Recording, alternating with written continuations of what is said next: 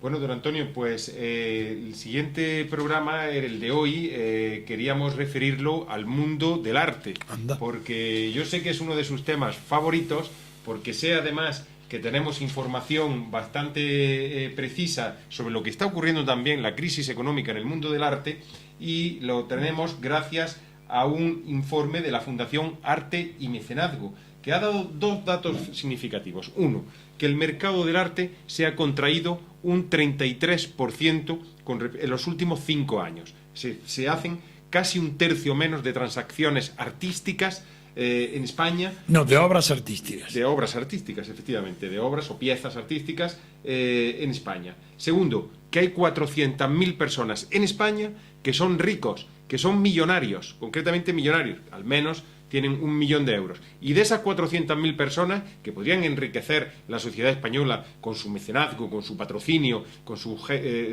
actitudes generosas o altruistas, pues sin embargo no se dedican al mundo del arte ni a la cultura, sino que se dedican a otras cosas, quizás a amasar dinero. Don Antonio, ¿algún análisis sobre esta cuestión? Sí, creo que ese informe es bastante parcial, porque enumera los países que más gastan, que más emplean el dinero en la adquisición de obras de arte. Y por orden de importancia está desde luego Reino Unido la primera, después de Estados Unidos, después Francia, luego está Italia, y bueno, España ni figura ahí en la lista, es el último.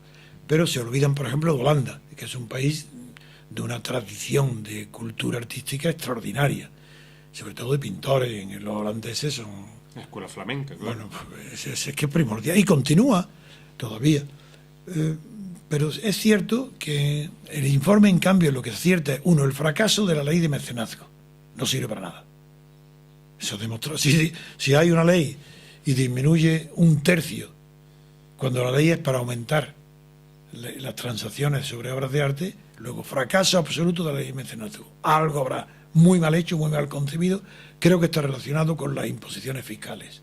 Porque hasta el año 2006, eso no lo sabe la gente, y yo lo voy a explicar ahora. ¿El qué? Esto es un dato importante que no lo conoce. Hasta el año 2006, las obras de arte, pintura y escultura, sobre todo, claro, e incluso muebles también, porque hay un arte del mueble extraordinario. En Francia, bueno, y en Portugal también, y en Italia, pero en España, el estilo que se llama Renacimiento, que le llaman vulgarmente de remordimiento, es demasiado triste para echarlo de menos. Pero es cierto que en ese mercado de arte en España está muy disminuido en comparación con otros países, no porque haya, que yo no lo creo, que haya 400.000 millonarios que no gastan. En primer lugar, esa cifra de 400.000 millonarios es demagógica, porque es verdad que habrá 400.000 jefes de cabeza de familia, cuya vivienda valga más de 1 millón de euros. Eso es cierto, seguro, porque hay cualquier piso, en cualquier calle, basta que tenga 200 metros y llevarlo 1 millón, incluso después de la crisis. Eso no significa nada, porque lo que hay que hablar es de millonarios que invierten en arte, y una persona porque tenga un piso que valga 1 millón de euros no invierte en arte. Por tanto, la proporción de personas que pueden invertir en arte en España es bastante más baja que la que lo hace en Inglaterra, Francia, Estados Unidos, Holanda o Italia. Es más baja, es natural. España tiene una renta per cápita menor. Yo no digo que será la mitad, probablemente es menos de la mitad, pero incluso las personas que invierten en arte en España no tienen tradición ni cultura artística. Invierten porque creen que es un valor seguro. Por ejemplo, desde que está la crisis, se sabe que el valor, lo que más ha subido de valor desde la crisis es el vino embotellado. La mejor botella de vino del mundo se ha vendido la última en 27.500 euros, una botella. Pero la segunda es el arte. El segundo valor.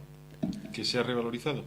Sí, el segundo objeto precioso que se ha revalorizado más después de eso es las obras de arte, la pintura y la escultura.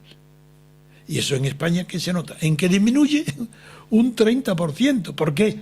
Porque el arte en España no hay tradición de que se adquiere por arte.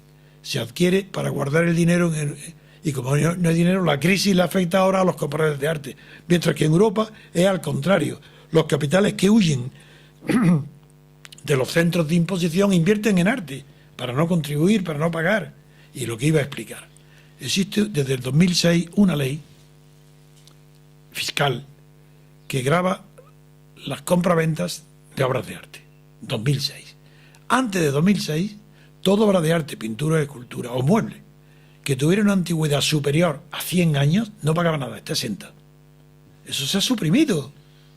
Igual que los derechos de autor de los libros. Si se quitó, se suprimió esa... Suprimido. Entonces, hoy, ¿qué es lo que se paga? 2006 paga un impuesto y se considera que si vende una obra de arte, por ejemplo, en 1 millón de euros, y la adquiriste en 5.000 pesetas hace 100 años, fíjate, la plusvalía es tremenda. Y se creen que han hecho una cosa muy buena diciendo, no, somos equitativos. Hasta el 2000, vamos a ver cuántos años ha transcurrido desde que este señor o este contribuyente adquirió la obra de arte al momento en que lo ha vendido. Para que se obtiene, por ejemplo, una plusvalía de 100. Bien, veamos ahora cuántos años ha tenido desde a partir de 2006. Si ha tenido 100 años, cuentan, exento hasta el 2006 y luego empieza a contarse en la proporción de los años siguientes. Eso es verdad que eso no convierte en disparate total esa modificación de la contribución de las obras de arte, pero sigue siendo absurdo. De manera que yo tengo en mi casa por herencia o por una obra de arte de 500, 600, yo tengo y declaré en el patrimonio antes cuando había, pero ahora no hace falta. Pero yo tengo obras de arte que tienen 500 años, 600 años, pintura, escultura, muebles de 300 años.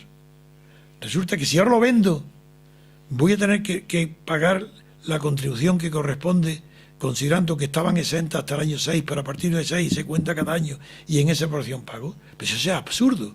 Pero ¿cómo voy a pagar yo una obra que tiene más de 100 años y que lleva en mi casa, por ejemplo, 500 años? Pero yo me he enriquecido con eso. Ahora que lo vendo ahora, ¿por qué? Porque en relación con las demás cosas, la obra de arte no ha perdido valor y las demás se han depreciado. Pero yo qué culpa tengo. ¿Aquí enriquecimiento ilícito hay ahí?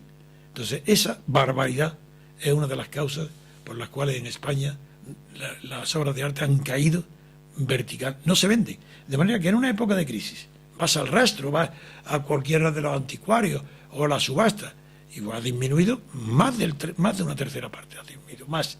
Las estadísticas reflejan un 33%, yo creo que son en número de operaciones. Pero en cuantía, bueno, más del 50%, eso es seguro. Porque no hay operaciones de cuantía, prácticamente han desaparecido. Cuando tenía que ser al lugar un lugar refugio, un valor refugio donde asistieran hoy ante la crisis todos los que tienen mucho dinero y que no lo tienen declarado para lavar el dinero. Si lo tienes B, el dinero B, compra una obra de arte y ya lo tienes en A. Porque, claro, que tiene el peligro, que si la vendes, tienes una plusvalía prohibitiva, porque ya, claro, si pasa la plusvalía de 175.000 euros, pagas el 53% de la obra. Esa es una locura. Y esas locuras se pagan. Y en España el comercio, antes lo hemos hablado, está pagando la crisis en Galicia y las obras de arte están arruinando a todas las casas de arte, antigüedades, exposiciones y artistas también, claro. Pues muchas gracias, don Antonio García Trevijano, por esta reflexión de este nuevo episodio de los diálogos en Somosaguas, que hemos tenido el placer de disfrutar con él. Damos las gracias a nuestros espectadores y les emplazamos para el programa de mañana.